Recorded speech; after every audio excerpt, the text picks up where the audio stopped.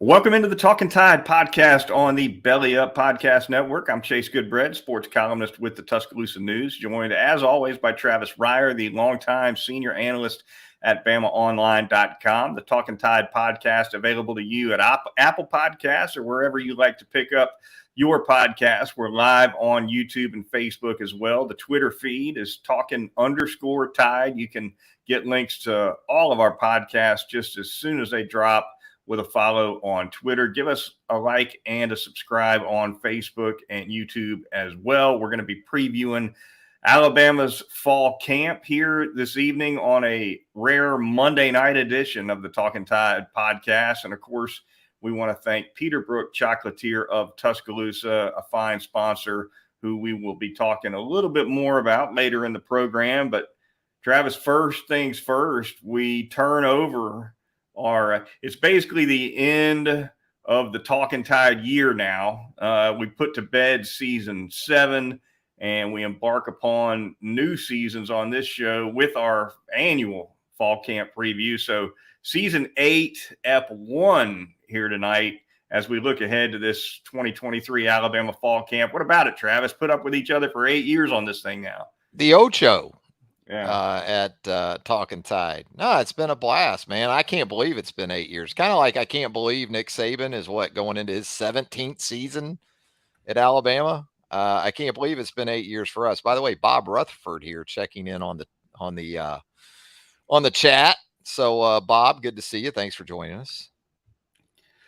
Yeah, no doubt about it. It's I guess 2015 roughly would have been when the time we got this thing launched. We've been on a couple of different platforms, a couple we liked, couple not so much. Took it independent for a while, but banging along here and having a good time doing it. No question about it. All right, Travis. Fall camp underway. Practice begins Thursday. I believe the team kind of reconvenes and checks in on Wednesday. And of course, Sunday, 6 days from our broadcast here tonight, it'll be the return of Fan Day. We've discussed that a little bit as well. So a lot to get into, but definitely certainly the number one thing on the minds of Alabama fans entering fall camp, Travis, is who's going to play the quarterback position. Let's just go ahead and tackle that topic right out of the gate. We've seen some quarterback battles at Alabama under Nick Saban where he wouldn't say who the starter was going to be, but you kind of knew. And then there's been a couple where he wouldn't say and nobody knew. And right now, I think this is one of those races where there's just no telling. Sports books are putting odds on it, believe it or not.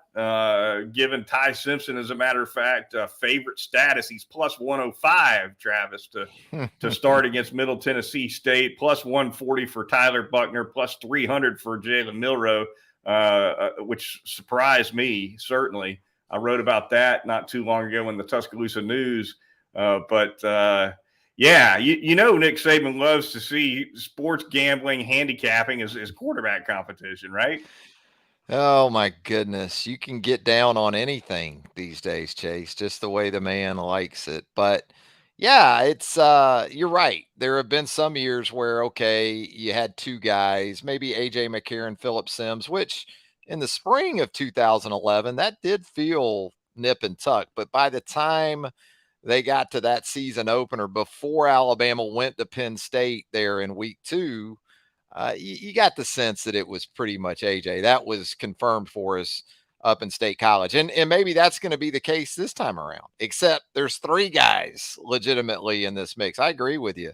I don't have a great feel. If I were going to make one prediction about how this thing might unfold, it would be I kind of expect Tyler Buckner in some form or fashion to be one of the two when it comes down to that part of it. Just a feeling I have about it. But whether that's Jalen Milroe or Ty Simpson, I won't be surprised by much. We've also seen Nick Saban split reps in a season opener at that quarterback position at times when he's not ready to come with a starter. Wouldn't shock me to see some of that against Middle Tennessee State in early September as well. Yeah, I mean, again, it's just going to be fascinating to watch how this competition is administered. When you get a couple of preseason scrimmages, you get Middle Tennessee in week one. Realistically, how does this time frame unfold in terms of narrowing things down? Because you're going to have to. And I know Nick's talked about, different ways to do that, rotating guys, different days, pair up two of them, have the third guy working in another way. Uh, but boy, you just don't have, 25 years ago, you go three times a day in 2 a days. So, Right. you could get more reps in 3 days of 2 a days back in the old days than you can get in probably a week nowadays. So, again, that to me is going to be the fascinating aspect as much as anything else. Yeah, no doubt. Me personally, I think Middle Tennessee State is probably the one and only game up front where we could see this competition kind of drag on. I realize Texas is the big game early on the schedule, but if you're Nick Saban, I don't think you want to go down to Tampa and play USF and still be juggling a couple guys. If they don't have a guy, if they're not ready to step on the gas with one guy coming out of camp, I think one game against Middle Tennessee State's probably going to be all it takes for them to pick a horse and run with it. You hope so, because another sort of parallel that you could draw with this situation is 2015 with Cooper Bateman and Jake Coker. And that was pretty bizarre because you came out of an impressive win over Wisconsin that season in Arlington in the season opener. And you think, well, it's going to be Coker. And then you get to Ole Miss, and here's Cooper Bateman starting the game.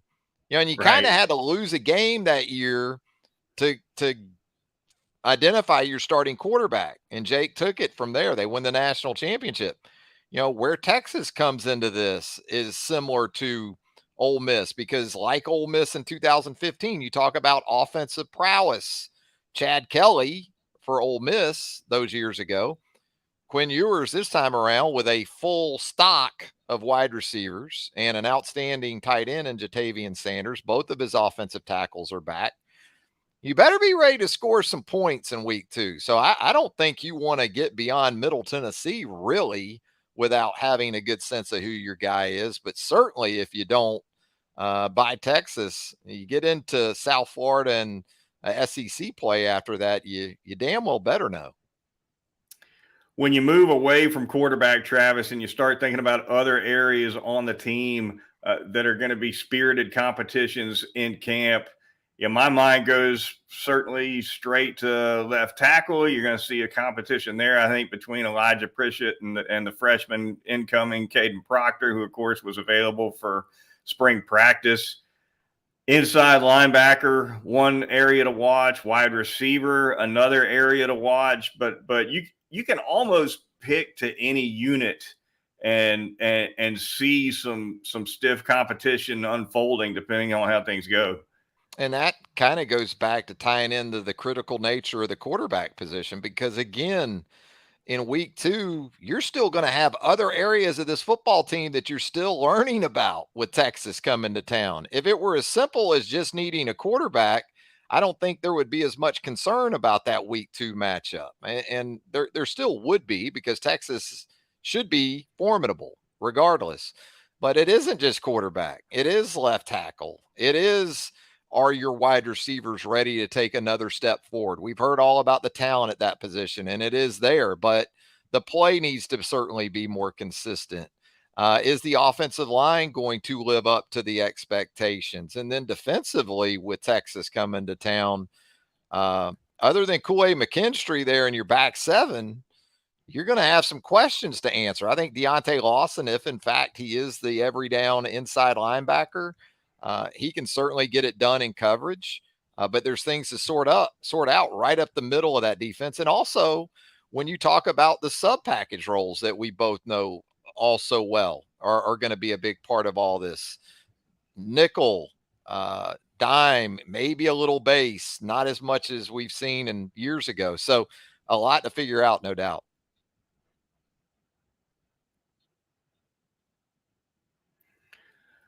Defensively, you mentioned Deontay Lawson. That's going to be one to watch. He was out for spring, of course, recovering from some surgery. Does he end up the Mike? Does he stay at the weak side? That's something to watch for sure. You mentioned the safety spot.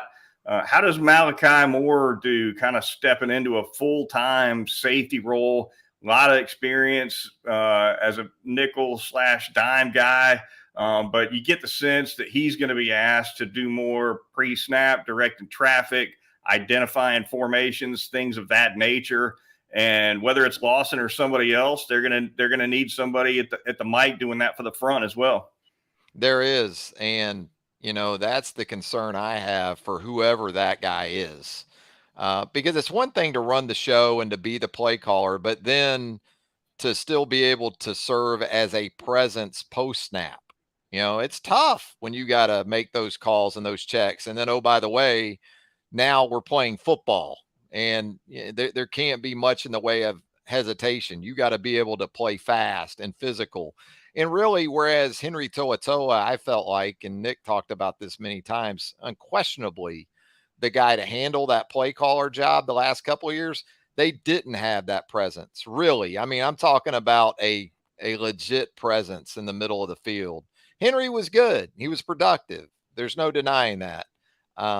But when you think about guys like CJ Mosley and Reuben Foster and Rolando McClain in the past, they need to get back to more of that sort of standard of play. And the safety positions, as you mentioned. I mean, Caleb Downs, if he's going to be one of those guys as a true freshman, that says a lot about his ability. It also says a lot about what Alabama's looking to replace, not only with their core safeties, but Brian Branch is a sub-package guy extraordinaire, and Malachi can certainly help in those roles too, whether it's star or money even. But I think Jalen Key coming in from UAB, I think Trey Amos coming in from Louisiana, that gives you some security there that those guys at their base levels, base positions, safety, corner, also can give you some flexibility with some other guys at safety and corner, like Malachi at safety, like Christian Story maybe at safety, or what you can do with Terry and Arnold to go along with Earl Little the second and some of these guys that they're looking to plug into those roles.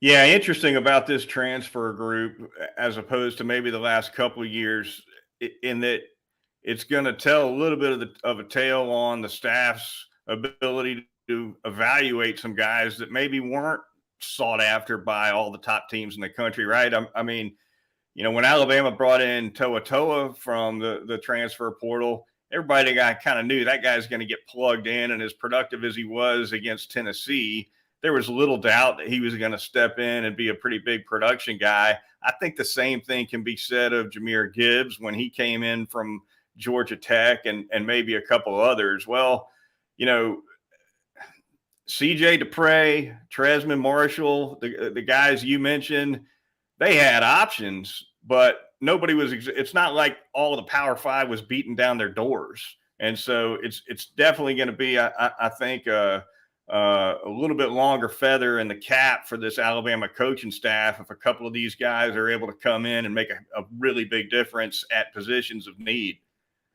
And I think system and cultural crossover translation is big in all this, not just in terms of the defensive or offensive schemes that some of these guys played in, but you think about it. CJ DePree played for Mike Locksley at Maryland, right? The ties there between Locks and Saban and Alabama. You look at Tresman Marshall coming from a Georgia system that is overseen by Kirby Smart.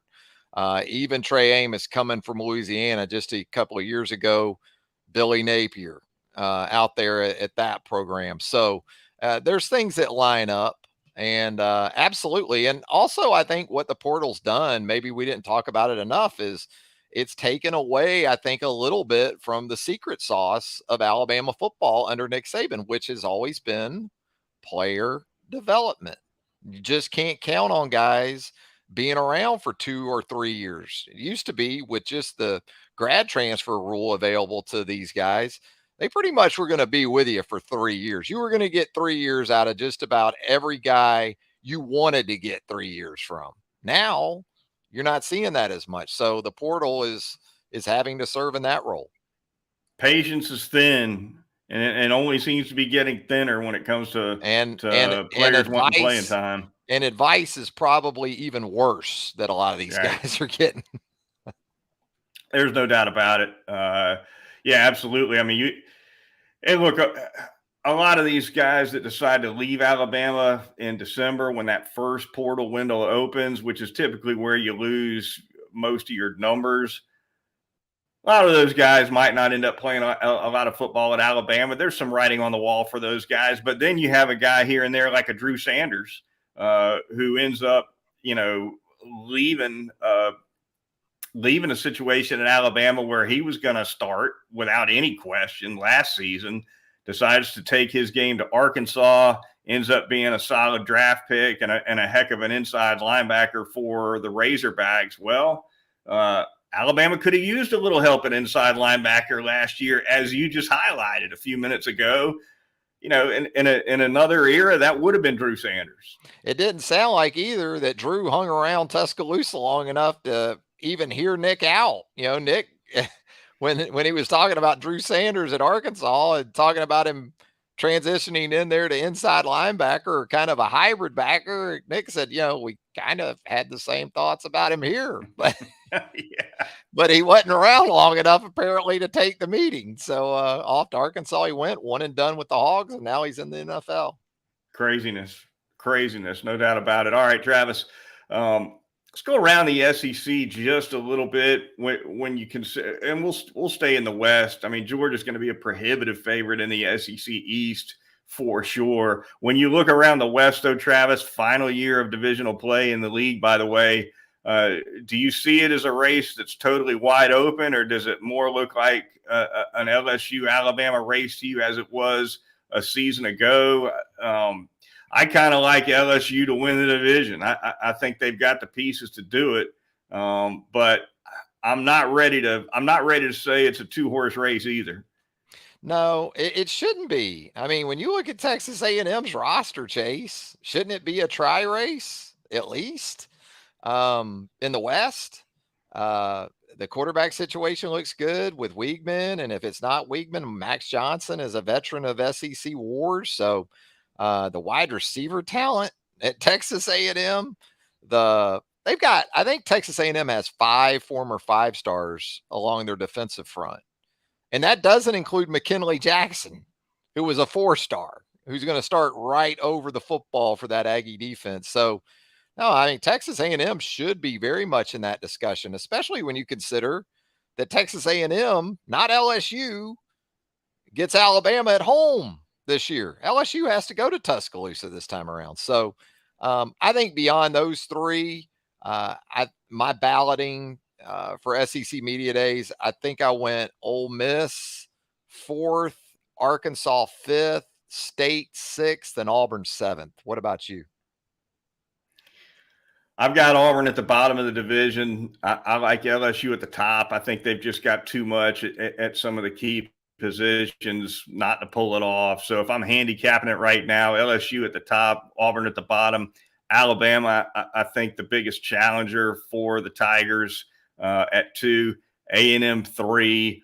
Kind of a mixed bag thereafter, right? I mean, you're talking about 2 of the best quarterbacks in the league, and KJ Jefferson and Will Rogers, that would have to figure in somewhere in that 4, 5, 6 neighborhood. And you hate to pigeonhole a couple quarterbacks like that there, but that may end up being exactly what happens, especially if Connor Weigman takes a step forward for the Aggies. And speaking of Texas A&M, Travis, we've been talking for years now. We've been hearing, the buyout is just too big. Jimbo's safe because it's too much of a buyout to pay off. Well, every year that goes by takes a chunk off of that buyout, and I think it's still too high as he enters what I think is going to be his 6th year, if I'm not mistaken, at Texas A&M.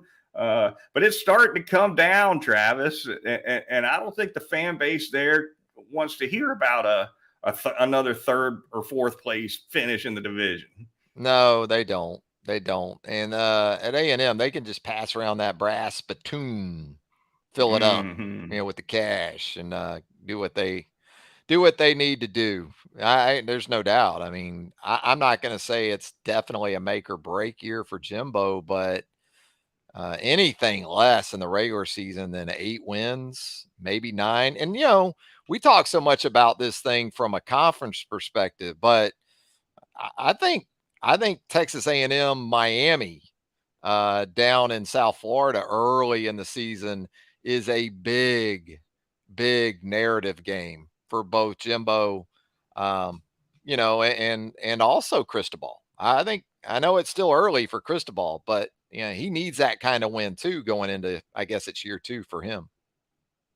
Yeah, definitely some non-conference games that are going to shape things. I think the same can be said with Florida taking on Utah again at the top of that Geez, Gator schedule, I don't right? like Billy that game for Napier. the Gators. No, that's No, not. I don't like that game there. they No, pulled it not to off open the last year in a season. tight one. Yeah, but you're gonna go over there with Graham Mertz as your Yeah, quarterback. yeah. Now I Ugh. like the backs. I mean, how do you not like Florida's running backs? But they're saying Damian George is going to start at right tackle for Florida, the Mm. Alabama transfer. And hey, here's to Damian having a great year and and being exactly what Florida needs him to be. But I think Billy Napier can get it done at Florida. Can he get it done at the level that's going to appease Gator fans, especially the kind that you and I know? Right. I don't know if that's possible by any coach. Spurrier Uh, Gators. The yeah, the Spurrier Spurrier Gators. Gators, fun and gun Gators. But I like Billy Napier, I really do, and I think he does have a big picture plan. But boy, it's tough being a program builder in 2023. People ain't got time. They don't typically give you time for that. They want to see it fast. The Talkin Yeah. Tide podcast on the Belly Up Podcast Network. Moving on, going to thank Peterbrook Chocolatier of Tuscaloosa really quickly. Travis, tell us more about him. Peterbrook Chocolatier right there at 1530 McFarland Boulevard North in the Indian Hills section of Tuscaloosa. Got some rough news. The month of July has come to an end. So the free gelato in July promotion has ceased with the end of the month. Every Wednesday in the month of July on an annual basis, you can go by Peterbrook Chocolatier at 1530 McFarland Boulevard North and get that free scoop of gelato. But fear not, still so many great reasons to swing by Peterbrook. That chocolate bin carousel right there in the middle of the store, whether you want those dark chocolate espresso beans, chocolate almonds, dark chocolate covered cranberries. Boy, those dark chocolate malt balls. You'll never eat another Whoppers or whatever it is if you go by Peterbrook Chocolatier and try those. Do it today, 1530 McFarland Boulevard North in the Indian Hills section of Tuscaloosa. It is Peterbrook Chocolatier. Was just in there about 3 or 4 days ago and said hello to Caitlin and dipped into those corporate reward points of mine. Travis walked out with a sack of Peterbrook, burned 26 points, and I think Caitlin told me I had more than 100 left to go. So Wow. I'm going to try to pace myself, but I can do a lot Yeah. of damage in there right now with those reward points. Yeah, those rewards points are all the rage now and everything, all the rave. And but I can't think of a better place to have that type of stockpile than Peterbrook. No doubt about it. All right, the Talkin Tide podcast on the Belly Up Podcast Network. Moving on, Travis, a few more minutes to go here in the program. We spent much of the first segment talking about question marks on this Alabama team as they enter fall camp. What about strengths, Travis? Let's hit on that really quickly. Unit wise, offense, defense, special teams. If you could point to one unit and say Alabama can lean on this group, where would it be in your opinion? Well, I like the interior of the offensive line, and I'll tie that in with the backfield. Give me those running backs. JC Latham too at the one tackle spot. But I think that offensive line marrying with that running back position and also the quarterback position giving something on designed runs, I think we're going to see. So I guess I'm pointing to the run game. but I would start with the running backs for sure. It kind of feels like Jace McClellan's being undervalued. Are you picking up on that? I mean, obviously Justice Haynes, all the rage in the spring Yeah, and the maybe a little bit. expectation. But Jace, it Right. kind of feels like he's being undersold a little bit as a veteran back. I think part of the reason for that is that production wise, people are used to seeing Alabama with a Najee Harris, a Damian Harris, somebody with 1,000-yard season or two in the books and coming back. I mean, we've seen we've seen the torch passed from back to back in this program with guys that have posted monster seasons. McClellan, very talented guy. He's also shared a lot of carries, certainly with Jahmyr Gibbs last year. I think Gibbs led the team, and McClellan was second on the team in rushing. But you know what? And of course, prior to that, it was Brian Robinson taking the monster share of the carries, Travis. But yeah, I hear you. Maybe he is a little bit under regarded entering the season. Second team And preseason All SEC, though, I guess. So he did get some love yeah, at SEC Media Days, but I think you hit on it, though. He's had some injuries too. He's had some struggles staying on the field the last couple of seasons, so you got to take that into account, I guess, too. he has. Strengths for me.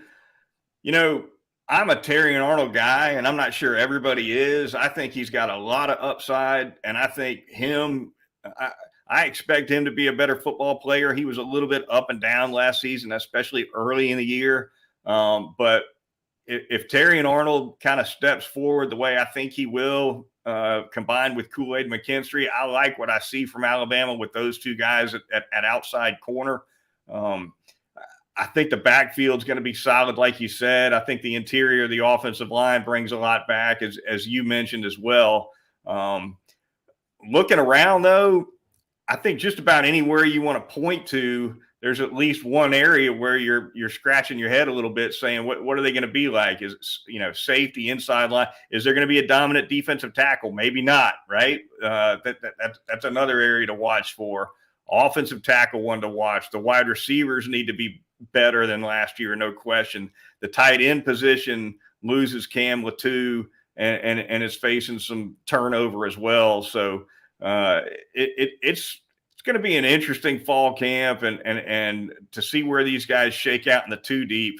If we even get, Nick Saban, by the way, Travis, if you remember last year when he handed out the depth chart on Depth Chart Monday, he warned everybody. He said, this might be the last year y'all get one. So who knows if we will even know on Depth Chart Monday if the depth chart will be. No, they'll tie that into the collective too. Only if you sign up for Yay Alabama, right. Chase, will you get a depth chart. Yeah, I may have sealed our fate right there with that comment, but it is what it is. A lot of fun. All right. We're going to take a dip in the Too Deep Tumbler before we get out of here on the Talkin Tide podcast. See who comes out of here this time. Starting to run out of we'll take two out. Out of Spears. And we'll see who we got. We got. All right, number 30. I feel like I'm in Philadelphia, Campbell. Mississippi. All right, yeah, 30. Jahad Campbell comes out number 30, and we're also getting number 2, which is a dual number. The aforementioned Jace McClellan and Caleb Downs. We talked on. We'll start with that number 2, McClellan. We already touched on pretty heavily, but what about Caleb Downs, Travis? You mentioned him earlier. Definitely an opportunity to step forward and play a lot of football for a young guy at the safety position. We've seen some of these stud safeties come in and play more special teams than not, play more special teams than defense as freshmen. And then it's the sophomore year where you see a lot of these guys jump in and start playing a lot of defense at that spot. Might not be the case with Caleb Downs. I mean, when you look at the spring that he had, you listen to Nick Saban talk about him as a guy who brings not only the intangibles, but certainly more than enough athletic ability and skill and size, etc. Caleb Downs may play more football on defense as a true freshman than just about anybody you can name that's come through, Travis. Yeah, even more than Minka in 2015. And Minka played a lot. I mean, he played that star position as a young player. Uh, and it coincides, to be sure, with some critical departures. I mean, you lose Jordan Battle, you lose DeMarco Helms. You can throw Brian Branch into that too as a core safety. So the window's there. There's no doubt about it. And it is the transfer portal era. So there's more movement than there's been ever before. But still, Nick's not going to put someone out there if he's worried about them busting or blowing coverages or not getting calls or being able to make those checks too. And so that probably impresses me as much as anything about Caleb Downs' rapid ascent, even as a 5-star prospect coming into UA back in January. You still got a lot to process and coordinate from with that safety position. And look, he's another guy when you talk about sub package roles. I'm sure physically he can handle those as well. You just wonder though, if you're Nick Saban, you're that defensive staff, how much do you really want to put on Caleb Downs? I mean, you need an every down safety. So if he's that guy, if he's your base safety to go along with a Malachi Moore, then that's the guy that's the spot where you're probably trying to get him ready the most. You've got some options at star. Obviously, Earl Little the second comes to mind. Malachi can play there. But yeah, I mean, by all accounts, Caleb Downs ready to go.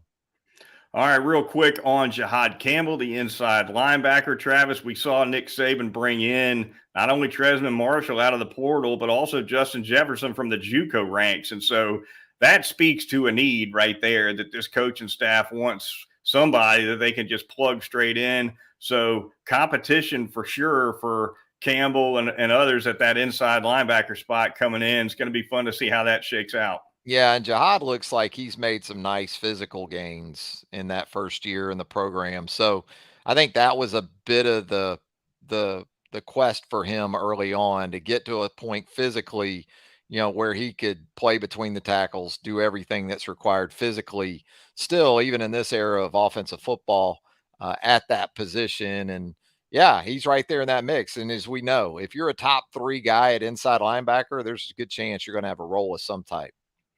It's going to do it for this edition of the Talkin Tide podcast. Travis and I will be back once again, probably Sunday night next week, coming off of Fan Day, maybe Monday night. We'll see how it goes as we'll continue to cover Alabama football fall camp 2023. For Travis Reier of BamaOnline.com, I'm Chase Goodbread of the Tuscaloosa News and Crimson Cover Television, and we'll talk to you next time here on Talkin Tide.